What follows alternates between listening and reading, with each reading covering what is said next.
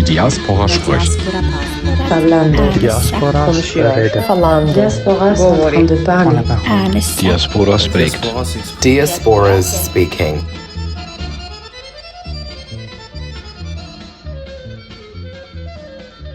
My name is Rina Limoni and I'm the host of Diasporas Speaking.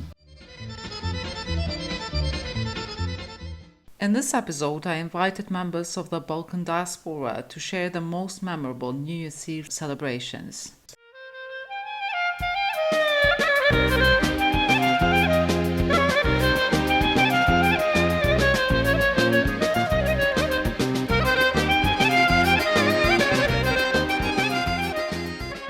First, we will hear from Leonita Galica and what is most important to her during the New Year's Eve celebrations.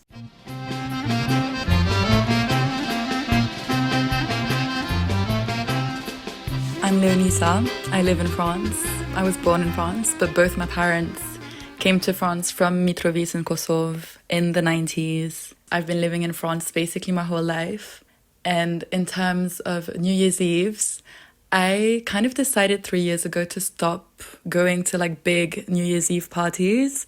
It wasn't a conscious decision. It just kind of happened that every time you go to like a big New Year's Eve event, I mean, in my case anyways, it's super disappointing because you expect so much from those parties and it's always so messy. And I don't know, it just kind of led me to consider spending it at home with my mom and my aunt because they usually celebrate it together. And that's what we've been doing for the last 3 years. It's just us girls at home. We'll usually cook a very nice dinner, Albanian food, if we have the time and the energy. We get a bit of wine and then we'll get a little bit tipsy and just talk.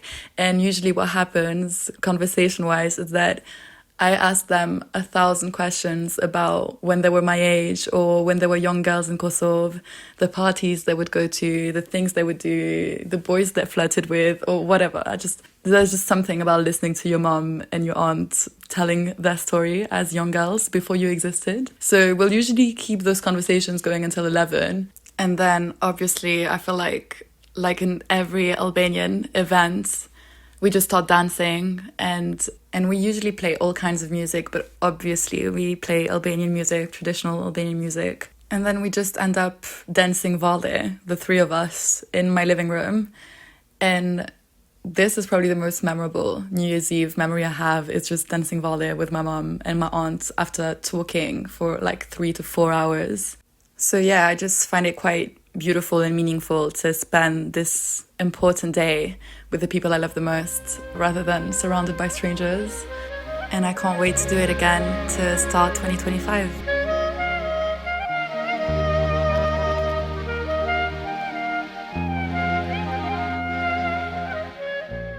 Not all New Year's Eve memories are celebrations, as Aida Demirovic-Krebs reveals.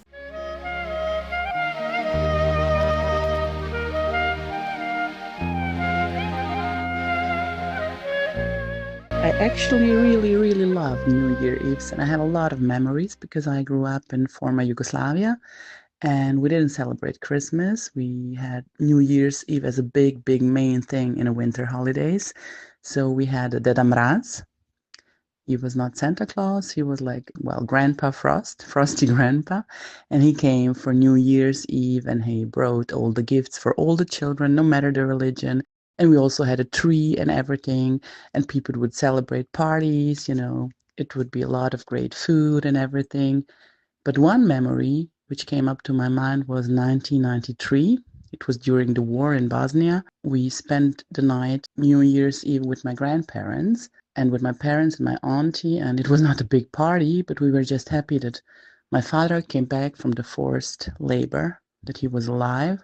And there was a moment when I wanted to take a picture of everybody. And in that moment, somebody started to shoot outside. So that's what they did. Sometimes they were just shooting around in the air. And I really got scared and frightened because it was silent before. So I just started to swear. You know, I was shocked. And then I realized, oh my gosh, my grandparents, everybody heard it. And I was, you know, embarrassed a little bit.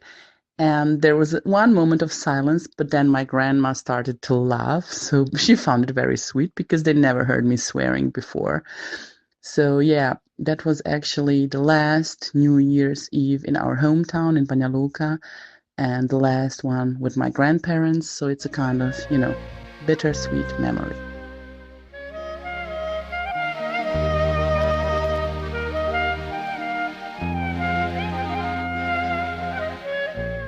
Growing up in the diaspora means growing up away from your loved ones. So New Year's Eve can serve as a reminder how important it is to celebrate with those you cherish most, as Leonarda de Moli tells us.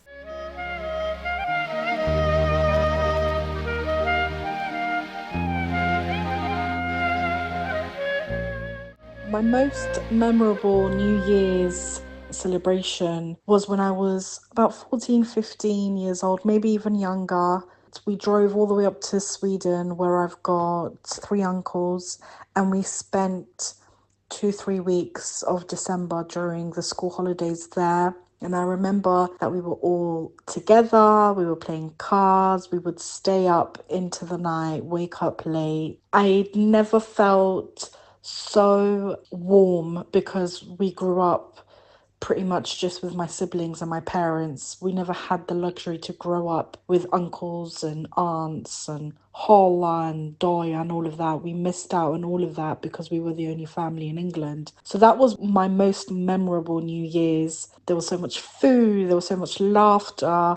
I got so close with my cousins that to this day now I'm still really close with them. And we've got a group chat that we talk a lot on it. We had fireworks, but it is my most memorable because of how close we were, because of all the love that we shared, and just because we didn't, we were kids, we didn't really need the glamorous New Year celebration. We just needed each other.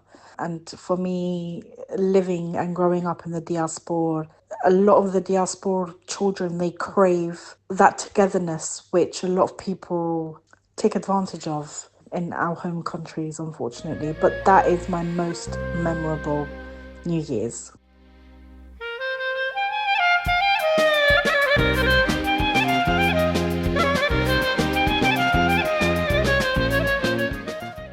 Next, Shemsa Salioski tells us how her family celebrated New Year's Eve throughout the years.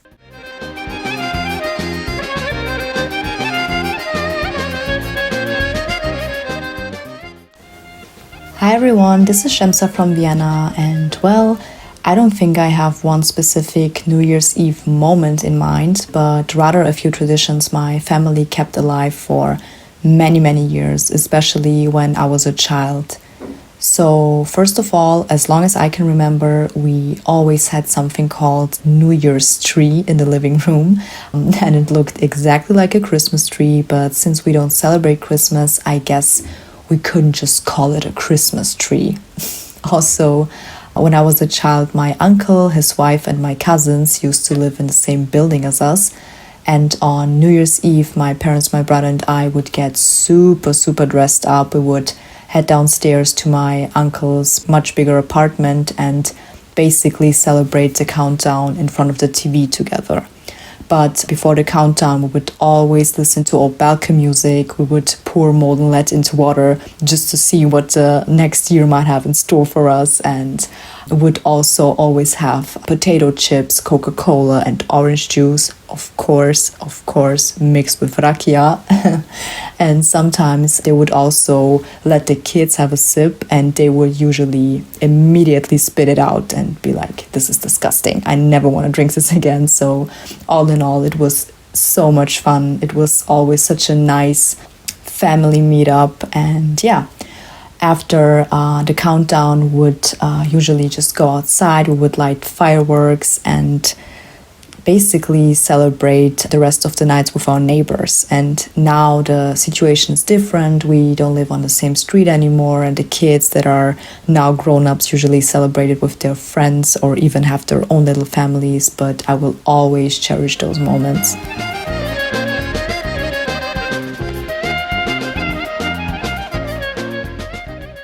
Bernarda Radoncic reveals what is true to most Kosovo Albanians living in the diaspora during the 1990s, as the war and the human rights abuses in Kosovo took much space in our living rooms, even during celebrations.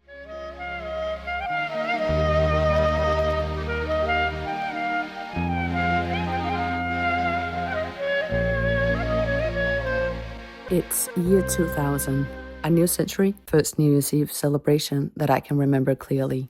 I was about 5 at the time and in my parents' apartment in Copenhagen, Denmark. The living room was fully decorated, lots of food on the table and drinks, and of course the TV going on with one of the purchased videocassettes from Kosovo at that time, where Tima and Lete comedy was especially the high moment, Kong Popular, and also kids singing.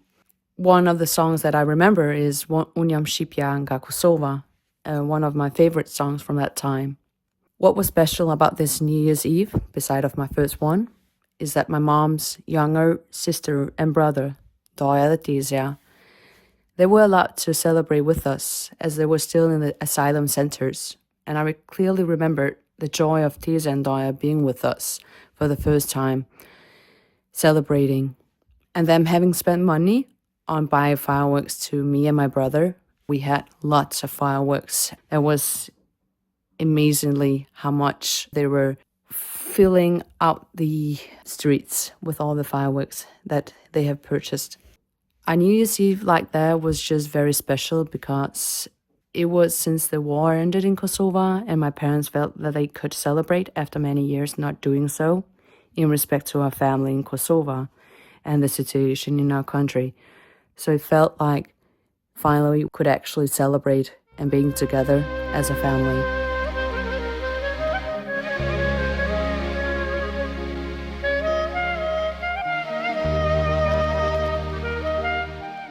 Despite the fact that our parents' minds were in Kosovo during the 1990s and 2000s concerning the situation there, they still tried to make celebrations memorable for us in unique ways, as Arbor Chirka Goshi shares with us.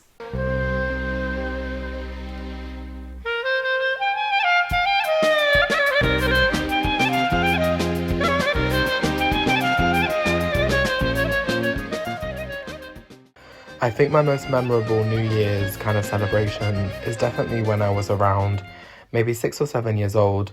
My dad dressed up as Santa Claus for New Year's. I kind of distinctly remember being outside in the car park of my area, and this man that kind of had my dad's face but looked different because he had like a white beard on and had like a sack of presents was kind of coming into the house, and I was both very confused and kind of like borderline anxious, but also very intrigued, but then also turned out to be very happy because my parents had got me presents and me and my sisters like really loved it, and we have some really beautiful photos from that period.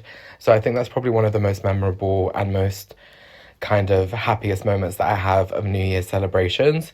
And kind of apart from that, I definitely have the distinct memories, and I feel like so many Balkan and Albanian people can relate to having kind of like the New Year's tradition of having, you know, being forced to kind of dress up and having so much food and having so much drink and having so much like music on, and just having kind of being expected to watch these New Year's shows that are like full of comedy and people just singing, and the vibe is always fun but also kind of like borderline melancholic, especially for like individuals that were born in the diaspora with parents that kind of like left their countries, especially like from Balkan countries, under somewhat difficult circumstances. So I have those distinctive memories of being simultaneously super happy and kind of like euphoric about the new year, but also feeling a sense of sadness as well due to what my parents were experiencing during that period. So yeah, those are my memories, and kind of like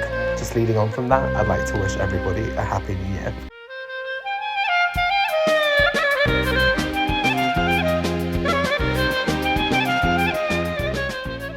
Vesa Majuni reveals the importance of Kosovo Albanian popular culture during celebrations in the diaspora.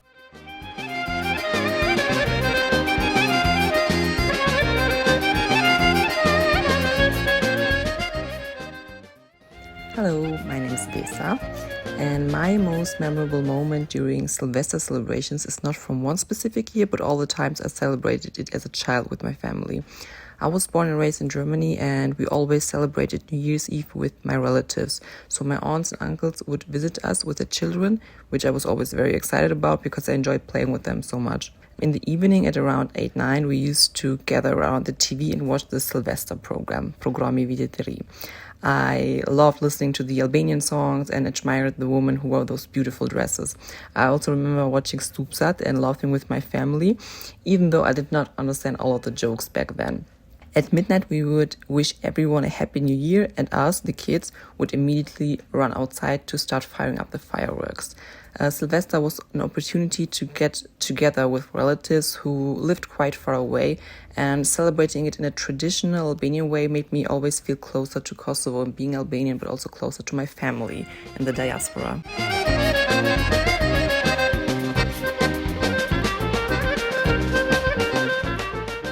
And festives always remind us of those we choose as our family, whether immediate or friends that have become family over time. For us diasporas, bringing everyone we love together is often a challenge, as Fjola Bunyaku reveals.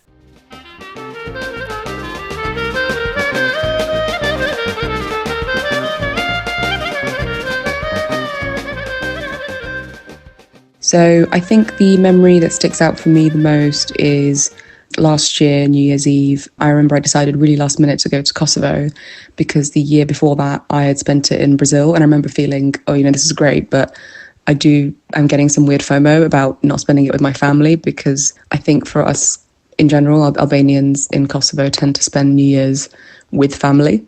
And that just became a bit of a tradition for me and became sort of ingrained in me, I suppose. So yeah, I booked a ticket, went to Kosovo. We had somehow booked to celebrate New Year's Eve at my town's local hotel called Hotel Cristale in Gilan. And it's really unusual for my immediate family in particular, because we usually just stay at home, and my dad in particular is not fussed about celebrating New Year's at all. And yeah, it was a really weird thing that we all did, and it felt a bit silly, like we were doing this really silly thing, even though we were planning to do it in this sort of ironic way almost. We ended up having lots of fun. And being that most of us in like immediate family and extended live in the diaspora, not everyone could attend, but we managed to get around 40 of us. I even managed to convince some of my younger cousins to come along. And the hotel is in the really iconic hotel in the city of Gilan. It has a major Yugo nostalgia vibes. And I don't think they've upgraded much of the building in decades. So the whole experience was really surreal. And it had the traditional things you'd expect, like live music, dancing, and of course the cured meats and cheeses. And everyone was really dressed up and glamorous and just having lots of fun. Nobody was taking themselves really seriously. That can sometimes happen at like weddings. But I remember thinking this New Year's would like really stick out for me. Yeah, I remember thinking that this New Year's would really stick out for me because I hadn't spent New Year's in Kosovo in such a long time. And I used to feel like I was missing out because we usually celebrated at home. But this time at the hotel felt just right, the right amount of silly and the right amount of serious as well, because I got to see everyone and almost got to see a different side of everyone as well.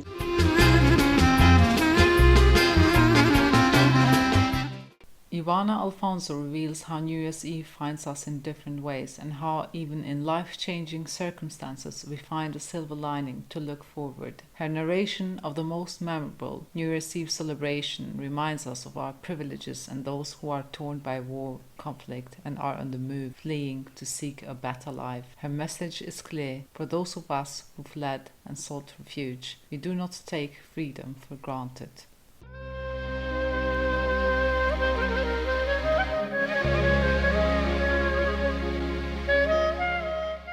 So my name is Ivana. I'm on the Gold Coast, sunny Gold Coast here in Australia. We came as refugees to Australia 26 years ago, end of September 1998. And one of my favorite New Year's memories was actually when we were forced out. We ended up in Croatia, and then after that we ended up in Germany at the end, September end of 1994. And we were actually in one of the refugee centers there, and there was quite a lot of us. Spent about a month and a half there, maybe even 2. Actually, I think it might even be till December that year. because I remember we had Santa photos where we were, holding chocolates, and yeah, we were all really happy because, we got this little present. But my favorite New Year's would have been, so, that year, obviously, and then beginning of the new year, which was 1995, January 1st, was when my uncles surprised us in Germany, where we, managed to secure housing, and we were happy just to be safe and alive and together. And yeah, my uncles came and surprised us. We didn't know where they were and when we would be seeing them again. So it was actually the first New Year and the first celebration we had reunited with some of our family after the war, still during the wars. It was on the tail end finishing. So yeah, that was a really beautiful memory. The music was blaring and blasting, and I just remember being a little kid and just dancing and just being happy that I was with my family. We had this house and we had clothes on our back, and I remember my dad hugging my uncle. They hugged forever, what seemed like forever, and it was really emotional and really deep and really moving, and we actually have video footage of it.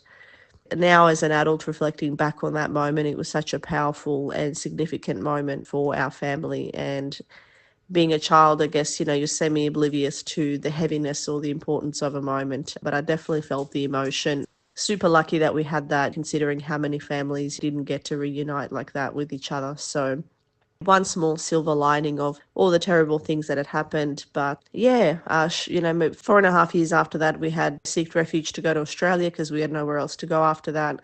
We were born forced back, quote unquote, home, which there was no home. And yeah, it's been very hard to see our family and to reunite after that because of the distance that separates us. So yeah, that was really a big, big highlight in 1995. Such a different era, such a different time. And yeah, seeing my uncles and having this like English music blasting.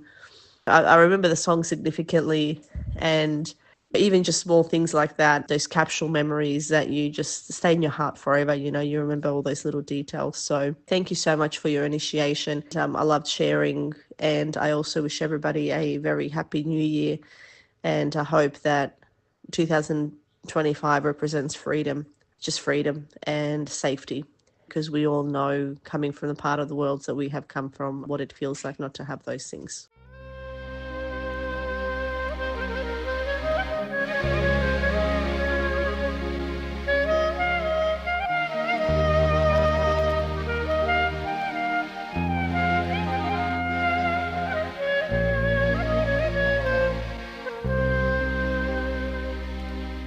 I wish you all a happy new year. Frohes neues Jahr. Gesuat Vitineri.